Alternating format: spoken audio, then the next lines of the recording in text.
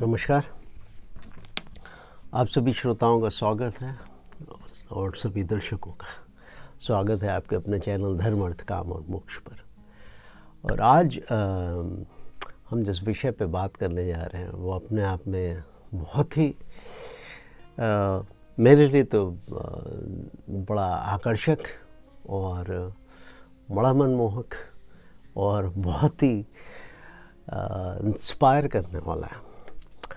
और सबसे पहले आज 14 अगस्त मैं आप सभी दर्शकों को, श्रोताओं को हिंदी दिवस की आप सभी को हार्दिक शुभकामनाएं। जो लोग हिंदुस्तान में हैं या दुनिया के किसी भी कोने में हैं, आप सभी को हमारी अपनी मातृभाषा के लिए ढेरों शुभकामनाएं। हिंदी विश्व में चौथी सर्वाधिक बोली जाने वाली भाषा है। जिन लोगों को इसका ज्ञान नहीं है उनकी जानकारी के लिए बता दूं। और हमारी मातृभाषा है तो हमें तो विशेष प्रिय, और बोलते हैं कि जननी जन्मभूमि स्वर्गादपि गरी ऐसी वैसे भाषा का है। जैसे आपकी पसंदीदा कोई भी हीरोइन हो, मगर माँ जो है वो आपको अपनी माँ, सभी को अपनी माँ सबसे ज़्यादा प्रिय होती है। उसी प्रकार माँ के बाद अपनी मातृभूमि और मातृभूमि के साथ मातृभाषा, इनका अपना एक विशेष अनुराग है हम सभी के हृदय में। तो चलिए आज हम शुरुआत करते हैं एक ऐसे प्रकरण से जो ये बताने की कोशिश करता है कि किस तरह से हमारे सारे धार्मिक पौराणिक पात्र कैसे एक दूसरे में गुंथे हैं, किस तरह से एक दूसरे में इस तरह से बंधे हुए हैं कि मतलब गुत्थम गुत्था, जिसको हिंदी में शब्द बोलते हैं। और मैं आजकल, जैसा मैंने बताया है कि मैं आजकल शिव पुराण का अध्ययन कर रहा हूँ और मानस, तो चूँकि श्रृंखला ही मन से मानस की है तो मानस की श्रृंखला, तो इनमें बहुत सी बात, भगवान के कई जन्म, भगवान की कई बातें ईश्वर के द्वारा की हुई, वो इतनी ज़्यादा कॉमन है और इस तरह से बिंधी हुई एक दूसरे में कि युग दर युग, काल दर काल, जन्म दर जन्म आपको उनके बारे में पता लगता है। सभी ने महाभारत देखी है। अब मैं महाभारत को भी इसमें इंक्लूड करता हूँ। एक तरफ शिव पुराण है, एक तरफ बाबा तुलसी की मानस है और एक तरफ महाभारत है। तो महाभारत टीवी सीरियल जब आई थिंक अर्ली 90s में आया, तो ये जो उसका ओपनिंग सॉन्ग था कि यदा यदा ही धर्मस्य ग्लानिर्भवति भारता अभ्युत्थानम अधर्मस्य तदात्मानं सृजाम्यहम् परित्राणाय साधूनां विनाशाय च दुष्कृतां धर्म संस्थापनार्थाय संभवामि युगे युगे।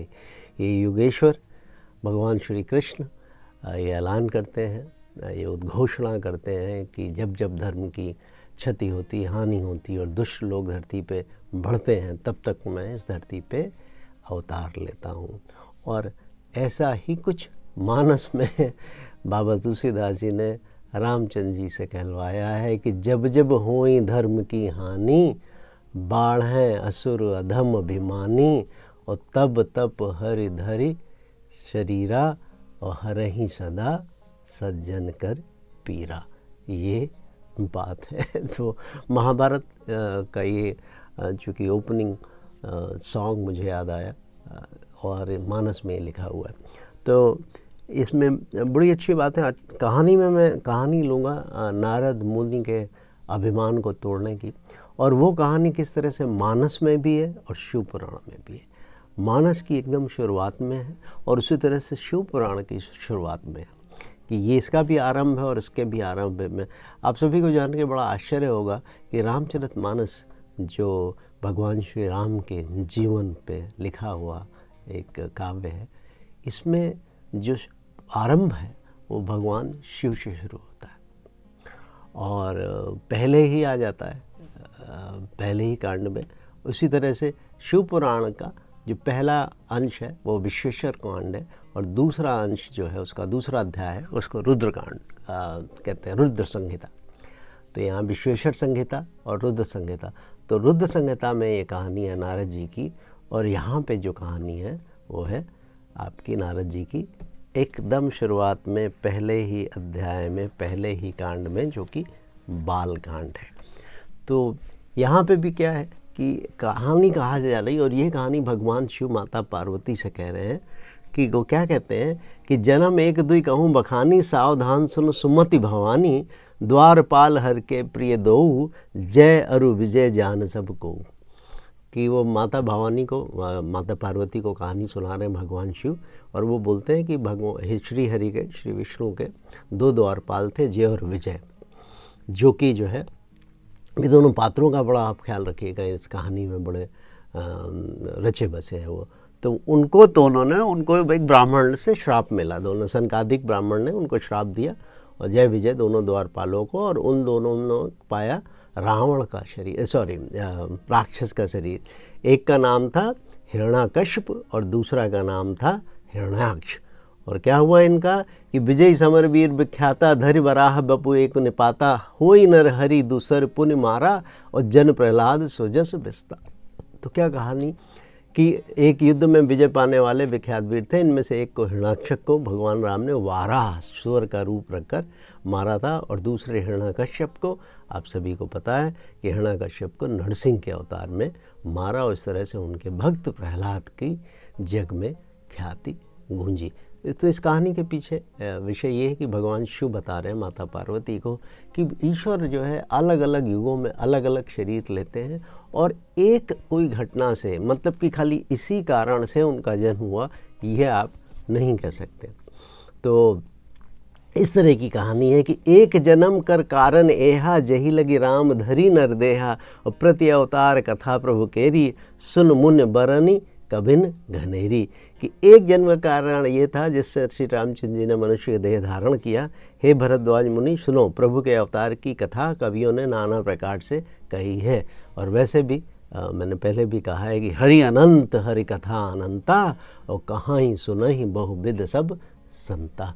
कि ईश्वर की जो कथाएं हैं वो अनंत हैं, और उसको अन्य भिन्न भिन्न भांति से सारे कवि अपना बखान करते हैं।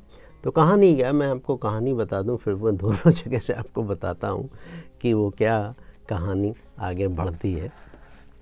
कि और यहाँ पे देखिए माता पार्वती से ये बताते हैं कि एक बार नारद जी को उनका ये हो गया, श्राप दे दिया गया। तो माता पार्वती करती हैं कि ऐसा क्या श्राप हो गया। तो उसकी पृष्ठभूमि दोनों जगह का मैं आपको देख के बताता हूँ, बहुत सुंदर कथा है। तो शंकर जी बोलते हैं कि कारण कवन श्राप मुनि दीना का, अपराध रमापति कीना, यह प्रसंग मोहि कहूँ पुरारी, मुनि मन मोह आचरज भारी। कि भगवान मुनि ने भगवान को मतलब नारद जी को किस वजह से श्राप दिया, क्या की अपराध था उनका, ये आप मुझे बताइए। एक्चुअली यहाँ उल्टा है कि मुनि ने भगवान को श्राप दिया, नारद जी ने भगवान को श्राप दिया। कहानी क्या होती है, कहानी बड़ी सुंदर है, और शिव पुराण में देखिए उन्होंने कैसे कही है कहानी। कि कहानी का अभिप्राय बहुत सादा सा है, बहुत छोटा सा है। कहानी इतनी सी है कि एक बार नारद मुनि एक जो गुफा होती है हिमालय पर्वत में, उस गुफा में बैठ के वो तपस्या कर रहे थे। और तपस्या किस प्रकार से कर रहे हैं कि जिस प्रकार से, जिस तपस्या में उनको अहम ब्रह्मास्मि ऐसी अनुभूति होती है, उस प्रकार की तपस्या कर रहे हैं। और अब ये गुफा कौन सी है, अब ये नारद मुनि को ज्ञात नहीं है। ये वही गुफा है जिसमें बैठ के भगवान शंकर ने अब तपस्या की थी, और उन्होंने कामदेव को भस्म कर दिया था। उसी गुफा में बैठ के नारद मुनि ये तपस्या कर रहे हैं। और दर्शकों की जानकारी के लिए बता दूं कि नारद जी ब्रह्मा के पुत्र हैं। वैसे हम सब ब्रह्मा के पुत्र हैं, क्योंकि हम सब ब्रह्मा से उत्पत्ति हुई सृष्टि की, तो हम सब ब्रह्मा के पुत्र हैं। मगर बहुत शुरुआती दौर के जो वंशावली है उसमें से नारद जी एक है। तो उसी गुफा में वो अपना ये कर रहे हैं, ध्यान लगा रहे हैं अहम ब्रह्मास्मि की रीत में। और वहाँ तपस्या करते करते जब उसमें होते हैं, तो आपको पता है कि जब कभी भी कोई ऋषि मुनि तपस्या करता है तो इंद्र भगवान का शासन डोलने लगता है, उनका सिंहासन। तो वो बोलते हैं कि भाई इसमें से इनकी तपस्या भंग की जाए, ये मेरे सिंहासन के लिए आ रहे हैं। तो वो अपना बसंत कामदेव के साथ पहुंच जाते हैं। कामदेव अपनी बसंत ऋतु को लेके पहुंचते हैं, बड़ी लीलाएं करते हैं। मगर भगवान की कृपा से नारद मुनि का मोह भंग नहीं होता, उनकी तपस्या भंग नहीं होती और वो कामदेव पर विजय पाते हैं। ये प्रकरण है। अब होता क्या है कि जब ये पा लेते हैं तो वो अब दोनों ही उसमें अलग अलग जगह पे ये बात कही गई है। तो मैं कथा बता दूँ, फिर दोनों आपको ग्रंथों से बताऊँगा कि क्या उन्होंने कहा। तो जब ये बात हो जाती है तो ये आके भगवान शंकर को बोलते हैं कि मैंने तो देखो कामदेव पे भी विजय पा लेती। तो भगवान शंकर समझ जाते हैं कि नारद मुनि को अहंकार हो गया है। तो वो बोलते हैं कि ठीक है, तुमने मुझे ये बता दी, मगर और किसी को मत बताना, क्योंकि इससे तुम्हारी शक्ति जाती रहेगी। जो तुमने तप किया है ये तपस्या ख़त्म हो जाएगी। मगर वो नहीं मानते, वो बोलते हैं कि इनको थोड़ी सी ईर्ष्या हो रही कि मैंने कामदेव पे विजय पा ली है। तो फिर वो जाते हैं और फिर ब्रह्मा जी के पास पहुंचते हैं। उनके पिता हैं वो, उनको बताते हैं कि हमने कर लिया। वो भी यही समझाते हैं कि तुमने कर लिया, ये बहुत अच्छी बात है, बट अज्ञान स्वरूप ये और बात किसी से मत कहना। मगर उनको ये बात भी नहीं आती। फिर वो सीधे भगवान विष्णु के पास पहुंच जाते हैं। जब भगवान विष्णु के मन में ये हो जाता है तो वो उनको बोलते हैं कि यार ये तो मतलब बहुत बड़ी बात है। तो भगवान विष्णु उनको बैठाते हैं अपने चरणों में और बोलते हैं कि क्या हुआ बताइए नारद जी, आइए ऋषिवर आइए। तो उनको बड़ा सम्मान देते हैं। तो एक तो वो थोड़ा कामदेव पे विजय पाके आए और ऊपर से भगवान ने उनको और सम्मान दे दिया। और लक्ष्मी जी मुस्कुरा रही हैं भगवान विष्णु की हरकत देख के कि वो उनकी ईगो में और आग में घी डालने का काम कर रहे हैं। तो वो बोले नहीं, आप तो मुनिवर हो, आप ज्ञानी हो, आप सर्वश्रेष्ठ हो, और कामदेव की क्या औकात है कि वो आपसे जीत पाता, और बहुत विलक्षण बात है, आपने बहुत अच्छा किया। तो ये घटना की पृष्ठभूमि है। तो भगवान समझ जाते हैं कि इनको अभी अभिमान हो गया, तो अभिमान को कैसे तोड़ा जाए। अभिमान को तोड़ने के लिए क्या करते हैं कि वो अपनी माया से, और ये कह के वहाँ से नारद मुनि चल पड़ते हैं। तो वो 100 योजन का एक बहुत बड़ा नगर बनाते हैं, अपनी माया से जनित करते हैं, और बहुत विशाल और बहुत सुंदर, इतना सुंदर कि स्वर्ग भी उसके आगे मात खाए, उस तरह के नगर की वो रचना करते हैं। और जब उस तरह के नगर की वो रचना करते हैं तो ये होता है कि भाई क्या इसमें हो रहा है। मतलब नारद जी समझ नहीं पाते, बोलते मैं आया तो हूँ इस रास्ते से, पता नहीं मैंने कौन सा रास्ता ले लिया, कितना विशाल इतना सुंदर नगर है और इसमें मैं कभी आया नहीं। खैर वो पहुँचते हैं, नगर में पहुँचते हैं तो नगर के राजा, उनका नाम होता है शीलनिधि। शीलनिधि नाम के राजा होते हैं। वो नारद मुनि को बुलाते, मुनिवर आइए, आप आए, हमारे भाग्य धन्य है और आप पधारिए। तो पधारते नारद की और ईगो पड़ जाती है कि भाई ये नगर नया है, अगर राजा भी नया, मगर वो मुझे जानता तो मेरी प्रसिद्धि तो तीनों लोकों में फैल चुकी है। तो उस अभिमान में अपना गौरवान्वित होकर बैठे हुए हैं नारद मुनि। जब नारद मुनि आते हैं तो वो बैठते हैं, उनका पैर वैर धुलाते हैं, उनको अच्छे सिंहासन पे बैठाते हैं और बोलते हैं आप बड़े उचित अवसर पे आए ना ऋषि मुनि, आप जो है ऐसा करिए कि मैं अपनी बेटी का विवाह कर रहा हूँ, तो आप ज़रा इसका हाथ देख लीजिए। तो उनकी बेटी आती है, उसकी बेटी का नाम होता है श्रीमती या विश्वमोहिनी। तो विश्वमोहिनी के नाम से उनकी बेटी का नाम होता है। और जब वो आती है नारद मुनि के आगे तो नारद मुनि अपना आपा खो बैठते हैं, अपना संतुलन, अपना संयम खो देते हैं। उसके सौंदर्य के आगे उनको अपने ऊपर काबू नहीं रहता है। और नारद मुनि सोचते हैं कि अब वो नारद मुनि से पूछते हैं इसके ब्याह के लिए आप इसका हाथ देखिए। जब हाथ वो देखते तो बोलते हैं इसका तो भगवान शिव के समान कोई बड़ा पराक्रमी और तीनों लोगों का स्वामी, इस तरह के किसी राजकुमार से इसकी विवाह होना चाहिए। बट जो होगा वो ईश्वर भक्त होगा और उसका तीनों लोग में प्रख्याति होगी। ऐसा बोल के नारद मुनि चले आते हैं। नारद मुनि शाम को वहाँ उनको रोकते हैं, बोलते हैं कि आप विवाह के उपरांत जाइए। जब शीलनिधि रोकते हैं तो नारद मुनि सोचते हैं ठीक है, अच्छी बात है, मैं उनके पास रुकता हूँ। अब नारद मुनि क्या करते हैं कि अपने योग के बल से वापस बैकुंठ पहुंच जाते हैं और बोलते हैं कि यार यहाँ इतने इतने सुंदर राजकुमार, ऐसे ऐसे राजा हैं, और उनके बीच में मैं क्षीणकाय दुबला पतला ब्राह्मण, मैं तो इसमें शोभा नहीं दे रहा हूँ। तो भगवान विष्णु के पास आते हैं और बोलते हैं मैंने आपकी इतनी भक्ति की है, तो आप अपनी भक्ति से मुझे उस भक्ति का ये परिणाम दीजिए कि मुझे अपना ये नारायण का रूप दे दीजिए, क्योंकि इस रूप पे तो पूरी दुनिया मोहित है भगवान विष्णु के। तो अगर मेरा वो रूप होगा तो अवश्य जो विश्वमोहिनी है वो मेरा वर्ण करेगी। तो भगवान विष्णु समझ जाते हैं कि इनका भी इलाज करना पड़ेगा, ये इनका जो अभिमान का फोड़ा है वो बहुत बढ़ गया। तो वो बोलते हैं कि ठीक है, मैं तुम्हारे लिए वही करूँगा जो एक वैद्य को आपके लिए करना चाहिए। और ऐसा कह के वो उनको बोलते हैं कि ठीक है, तथास्तु, आपको मेरा हरि का रूप मिलेगा। और यहाँ ध्यान रखिएगा, हरि का मतलब बंदर भी होता है। तो भगवान विष्णु उनको अपना रूप दे देते हैं। अब इनको पता नहीं होता, उनका हाथ पैर तो सब भगवान विष्णु जैसे दिख रहे हैं, मगर जो मुख है वो वानर का हो जाता है। ये बात नारद जी को बिल्कुल पता नहीं, और नारद जी अपना आ जाते हैं वहाँ पे।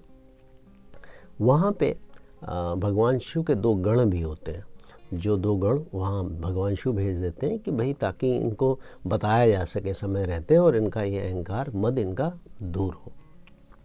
तो ये बात जब हो जाती है तो अपना भगवान बोलते हैं कि ठीक है, तथास्तु। ये नीचे चले आते हैं नारद मुनि जब नीचे आते हैं, सभा में बैठते हैं, और सारे वहाँ पे राजा लोग बैठे हुए हैं, सारे राजकुमार बैठे हुए हैं, सबकी प्रशंसा हो रही है कि अब क्या होगा, कैसे होगा। तो नारद मुनि सोचते हैं कि अब तो मेरे पास विष्णु का रूप है, और वो जब वरमाला लेके आती है विश्वमोहिनी, तो ये समझते हैं इनकी तरफ ही डालेगी, मगर वो देखते हैं और उनका मुंह देखती है वो, तो बंदर का मुंह, तो वो अजीब सा व्यंग्यात्मक रूप में हंसती है और आगे बढ़ जाती है। तो जो शिव जी के दोनों गण होते हैं, वो दोनों गण इनको बताने की भी कोशिश करते हैं कि तुम अपना मुंह तो देख लो। तो नारद जी सोचते हैं कि ये लोग मेरे से ईर्ष्या कर रहे हैं, मेरे से जलन रख रहे हैं, इसलिए ये मेरे उपहास उड़ाने की कोशिश कर रहे हैं। अब वो फिर वापस घूम के दूसरी लाइन में आ जाते हैं, जहाँ वो विश्वमोहिनी माला लेके खड़ी होती है।